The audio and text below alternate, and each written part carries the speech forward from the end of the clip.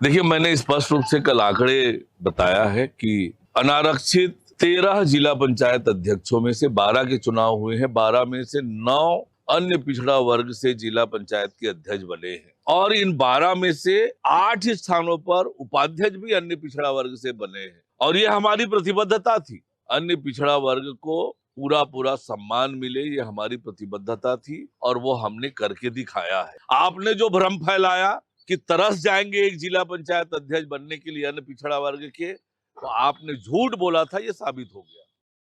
जिलों में से 9 में बन गए हैं, तो माफी मांगनी चाहिए ओबीसी के लिए।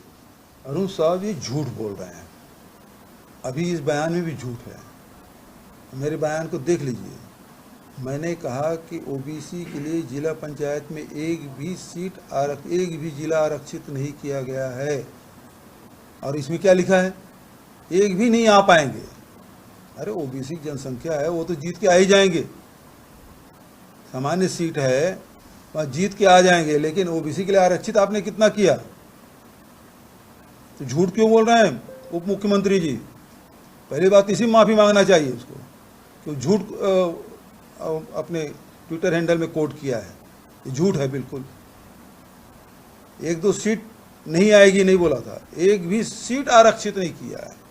पहले ये बोलता था जब आरक्षण नहीं होता तो शायद 1-2 सीट आ जाए आरक्षण में, 1-2, लेकिन जब इन्होंने ये लॉटरी निकाली तो एक भी सीट नहीं निकला। तो वही मैं कह रहा हूँ, आज भी बता दें एक भी सीट आरक्षित है क्या? इसमें पिछड़े वर्ग के लड़ेंगे। जब पिछड़े वर्ग जीत के आए वहाँ कोई भी लड़ सकता था। अनुसूचित जाति के लोग लड़ सकते थे, जनजाति के लोग लड़ सकते थे, सामान्य वर्ग के लोग लड़ सकते थे। वो तो ऐसा हुआ नहीं। वो तो जब सामान्य है तो कोई भी लड़ सकता है, तो उसमें उसको आरक्षित सीट बोलेंगे क्या? ये बड़ौदा बाजार में